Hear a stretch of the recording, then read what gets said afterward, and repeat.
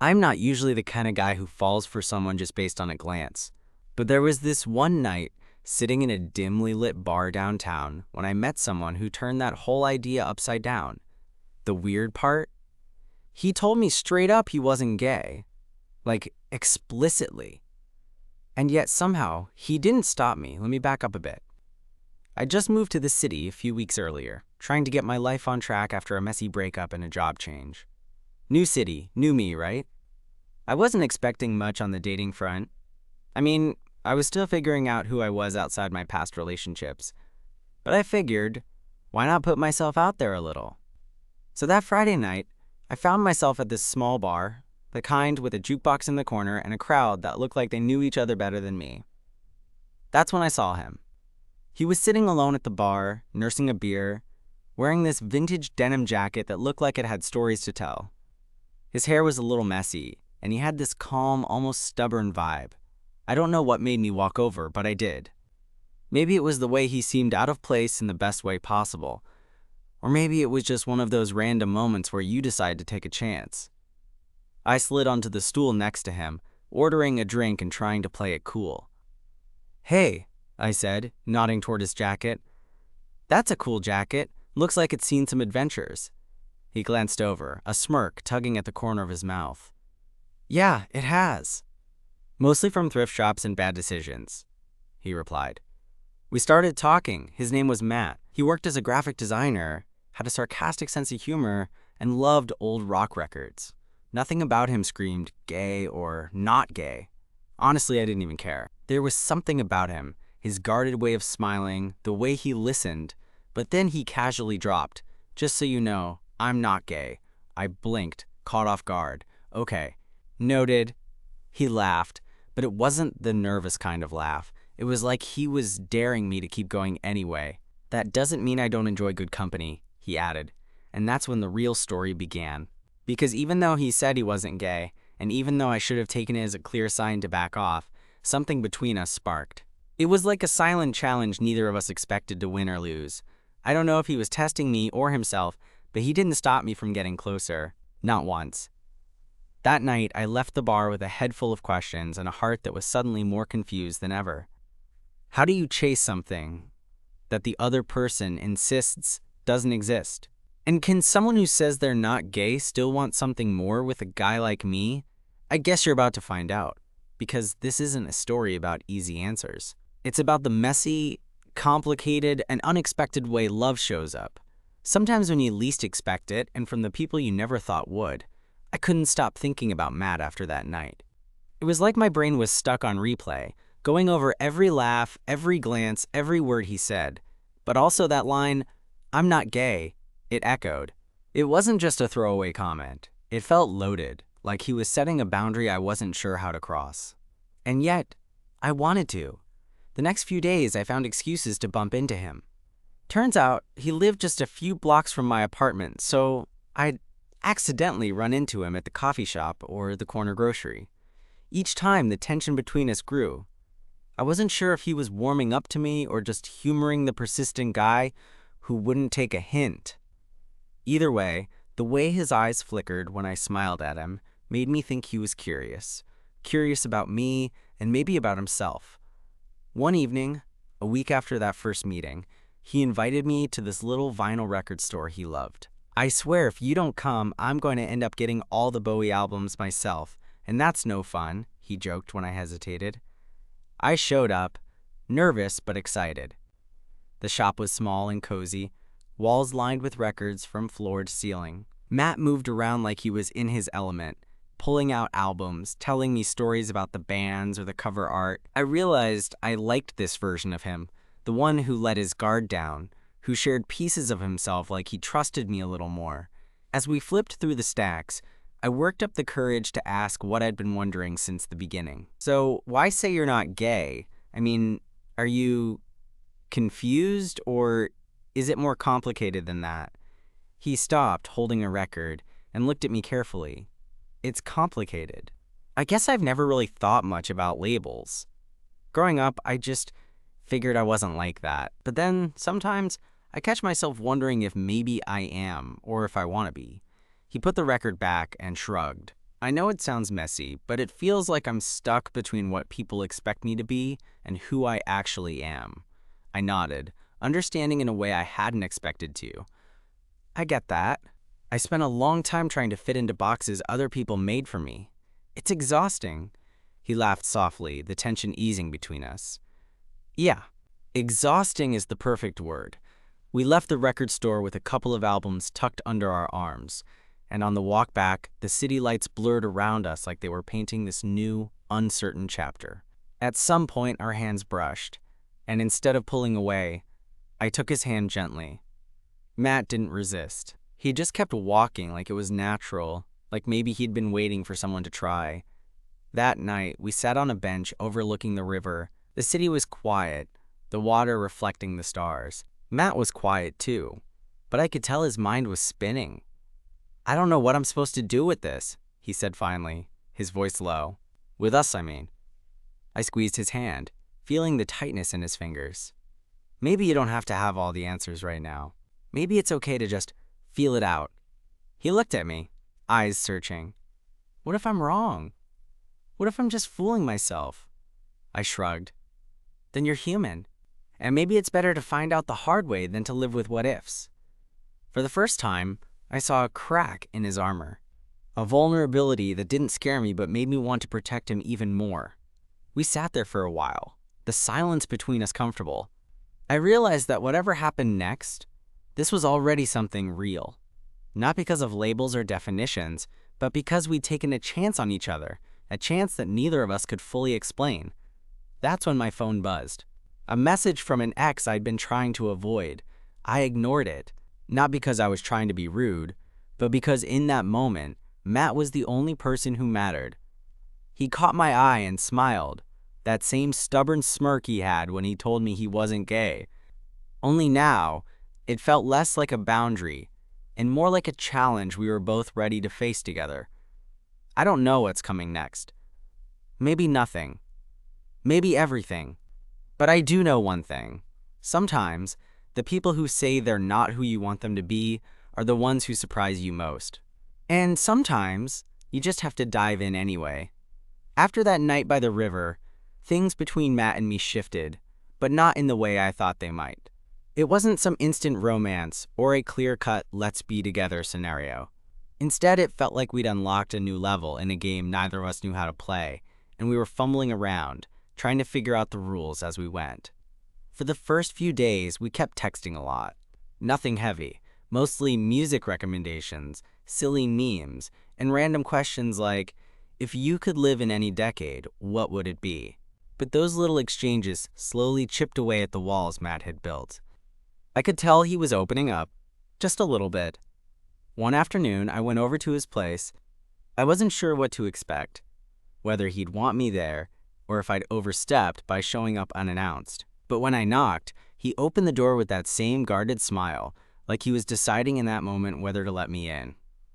Hey, I said, trying to keep it casual. Thought I'd drop off that album I promised. He stepped aside, and I followed him inside. His apartment was this mix of minimalist and vintage.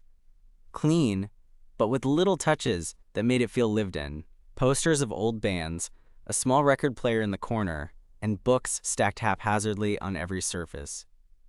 We sat down on the couch, and for a while, just listened to the album. Then he turned to me, eyes serious. I've been thinking about what you said. About not having all the answers. Yeah? I asked, trying not to read too much into it.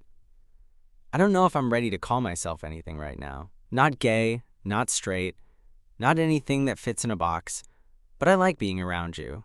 Maybe that's enough for now. I smiled without thinking. It is. It really is. He looked away for a second, then back at me. But I'm scared. Scared of what people will think, scared of what this means for me. I reached out and took his hand. I get that, but it's your life, not theirs. You don't owe anyone a label or an explanation. He squeezed my hand, and just like that, the tension between us eased a little more. That night, he let me stay over. No grand declarations or confessions, just two people sharing space, figuring out what it felt like to be close without rushing it. Over the next few weeks, we fell into this strange rhythm. We hung out a lot, sometimes just watching old movies, other times exploring the city or hunting for the best tacos. I learned that Matt wasn't just the guy who said he wasn't gay. He was someone complicated and real, with hopes and fears that didn't fit neatly into any category. One Saturday, we found ourselves at a small cafe, sitting outside under a canopy of fairy lights. The conversation drifted to childhood and family, and I asked him if he ever talked to his parents about, well, this. He sighed, stirring his coffee slowly. No. My family's pretty traditional. I don't think they'd understand. I've always felt like I had to keep parts of myself hidden. That sounds rough, I said softly. It is, he admitted. But with you, I don't feel like hiding. I don't want to mess it up. You're not, I told him. Whatever this is, we'll figure it out. Together.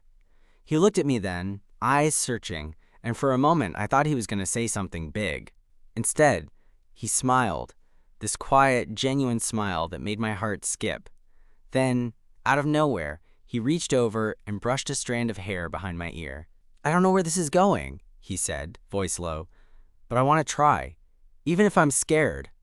I leaned in, closing the distance between us. Me too. That kiss was soft and uncertain, like everything else with Matt, but it felt honest. Like the beginning of something neither of us could predict, but both of us wanted. Still, there were moments when the old doubts crept in. Sometimes he'd pull back without explanation, or I'd catch him staring off into space like he was wrestling with some invisible problem. One night, after a particularly awkward silence, I asked him what was wrong.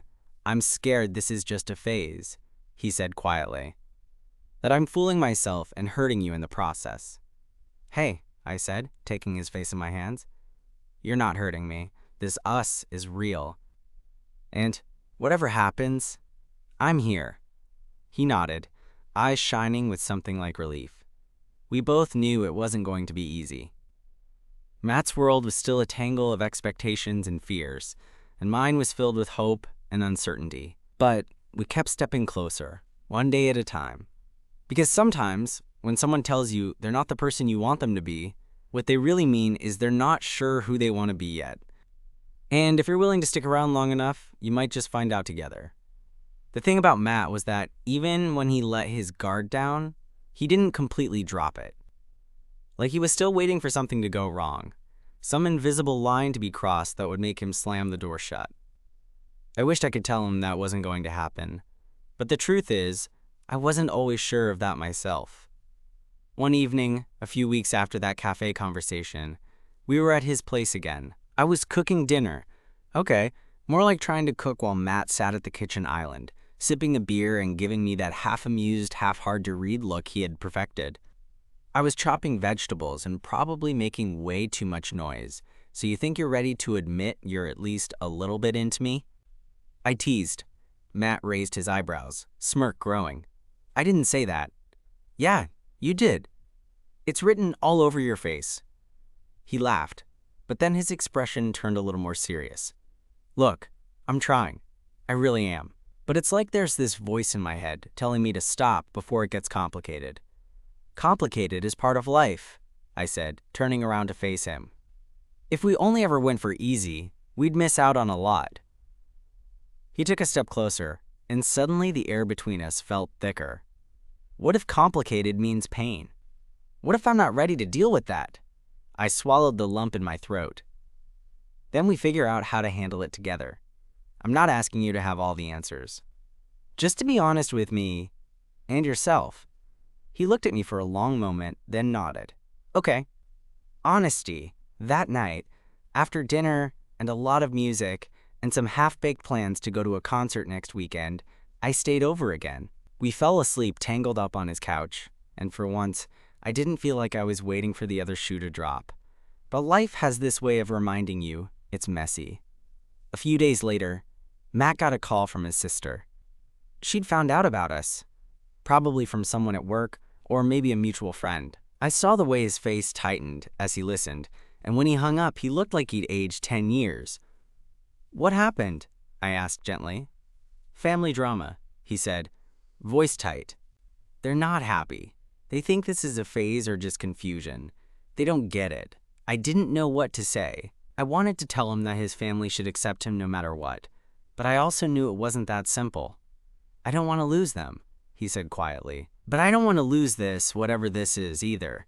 I took his hand again, this time with more conviction. You're not going to lose me.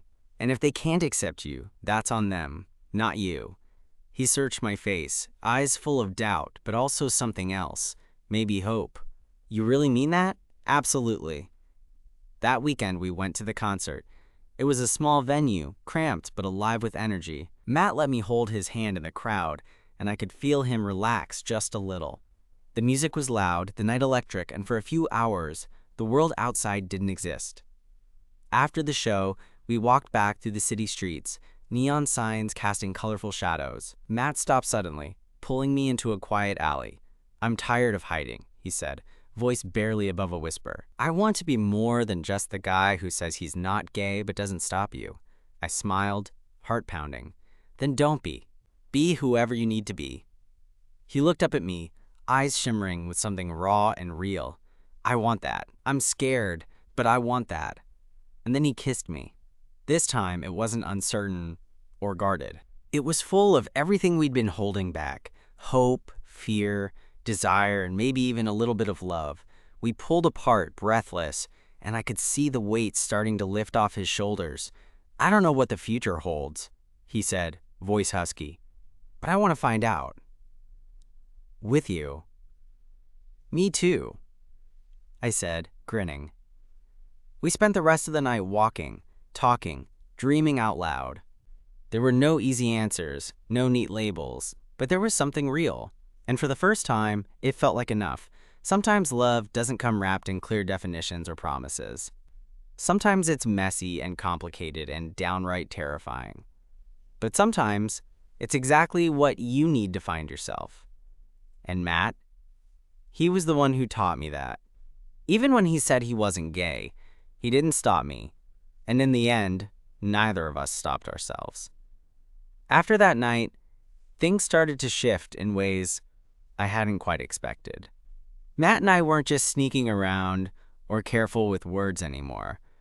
We were talking openly, laughing more, sharing parts of ourselves that felt new and a little scary. It was like we'd crossed some invisible threshold and found a place where we could just be, without pretending or hiding. But life doesn't let you stay in those moments forever. One afternoon, I got a text from Matt while I was at work. Simple message. Can we talk? It's important. My stomach dropped. Important usually meant serious. And serious with Matt had a way of feeling like the ground might shift beneath you. I left early and met him at a quiet park nearby. He was sitting on a bench, staring at the ground. When I sat next to him, he didn't say anything at first. Finally, he looked up. I've been thinking a lot, he said slowly. About us, about me, about how much I'm still trying to figure out who I am. I nodded, waiting. I want to be honest with you because you deserve that, he continued. I'm scared that I'm not ready for what this could become. That I'm holding on to this idea that I'm not fully whatever you want me to be. The vulnerability in his voice hit me like a punch. I reached over, put my hand on his shoulder. Matt, you don't have to be anything other than you. I don't want you to change or to fit some label. I just want you as you are. He gave a small, shaky laugh. Some days I believe that. Other days I am terrified. I'm just fooling myself. Or worse, that I'm going to hurt you because I don't know what I want. We sat in silence for a while, the city humming around us but feeling miles away. Finally, I said, "You're not going to hurt me." Not by being honest, not by being scared or confused. If anything, it's brave to let me in like this. He looked at me, eyes searching mine. I want to try, but I also want you to know that I might pull away sometimes, not because I don't care, but because I'm scared.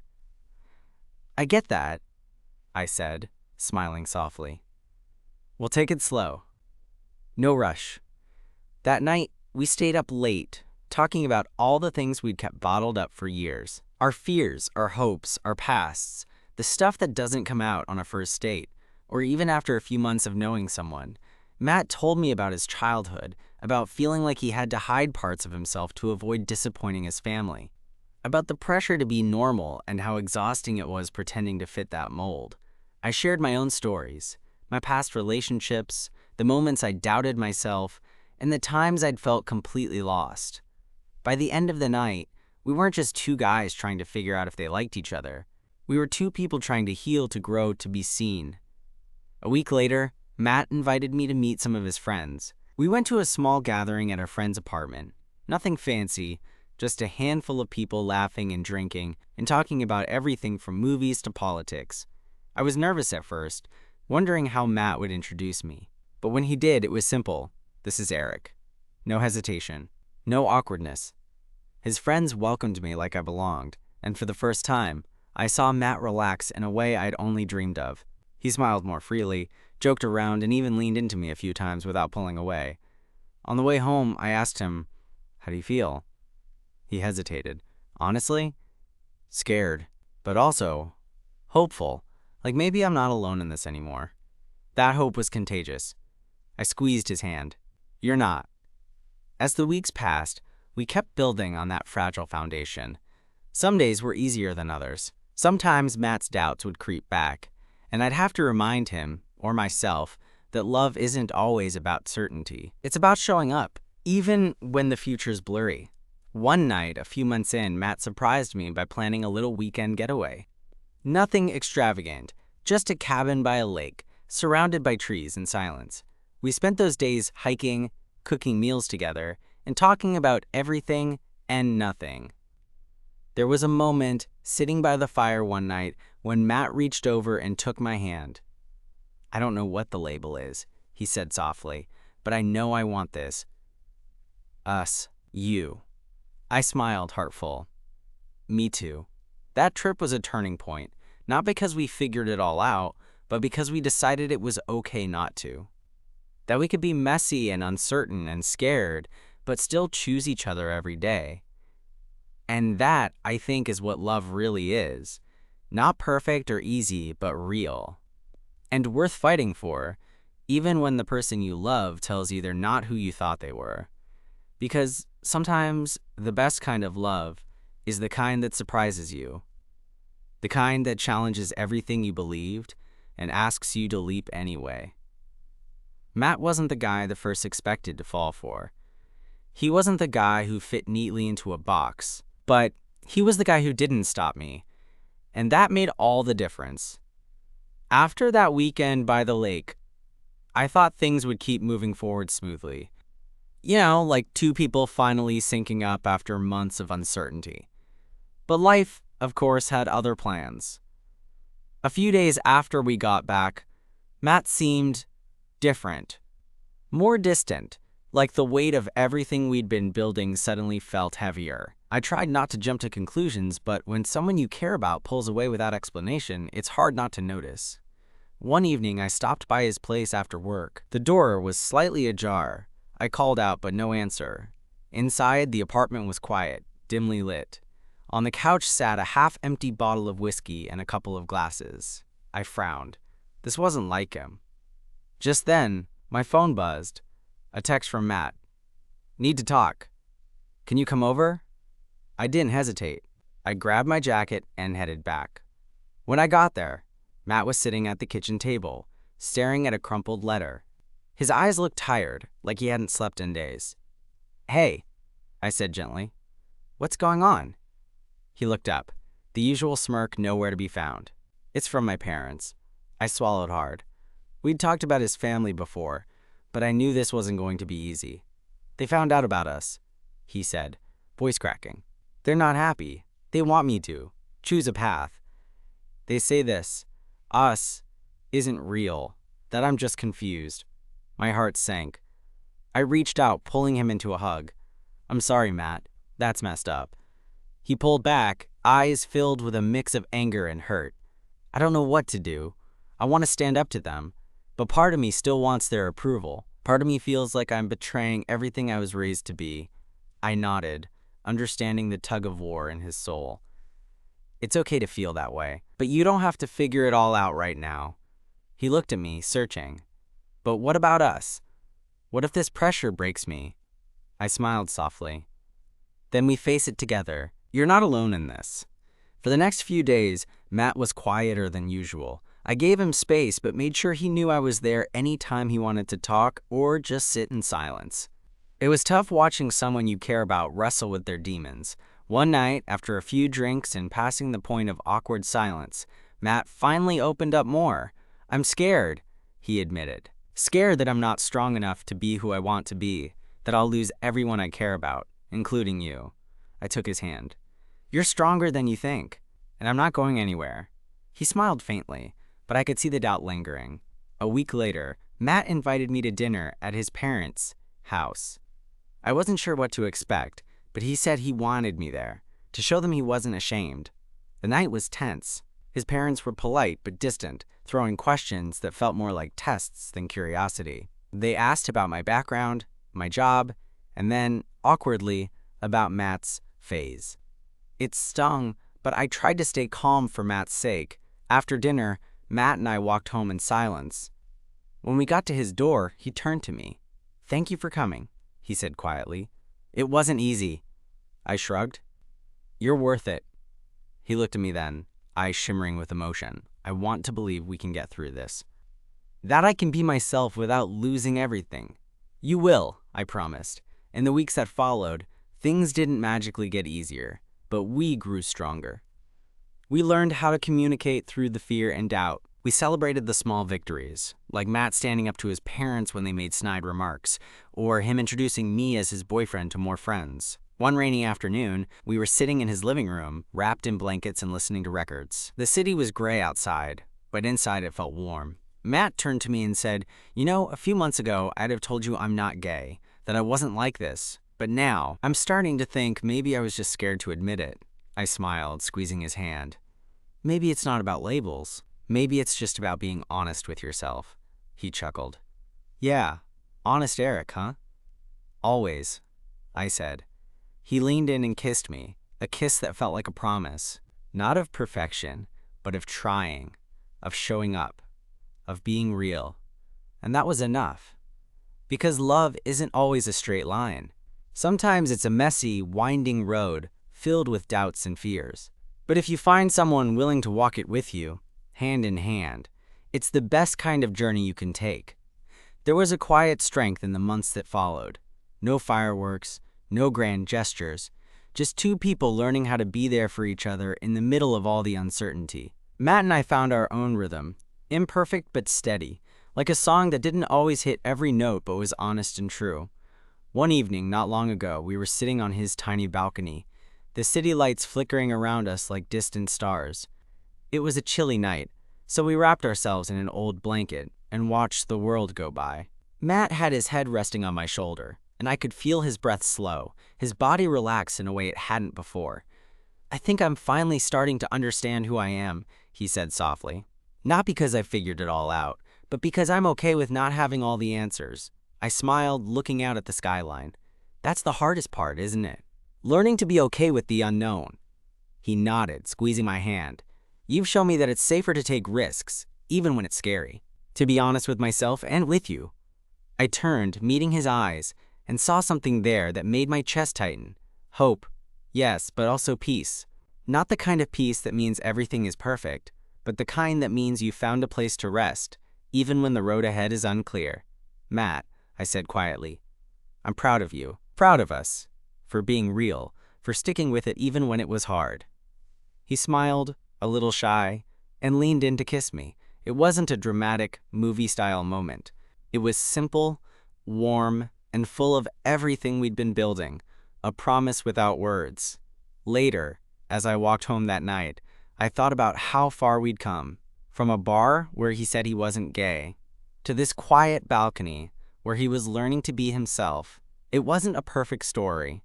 It wasn't wrapped up neatly, but it was ours. And sometimes that's enough. Because love isn't about having all the answers or fitting into a neat little box. It's about showing up, messy, unsure, sometimes scared, but willing to keep going. Willing to be brave for someone else. willing to be brave for yourself. Matt didn't stop me, and in doing that, he gave me the courage to keep believing in us, no matter what labels, doubts, or fears tried to get in the way. In the end, maybe that's what love really is, a quiet kind of courage, shared between two people who choose each other every day.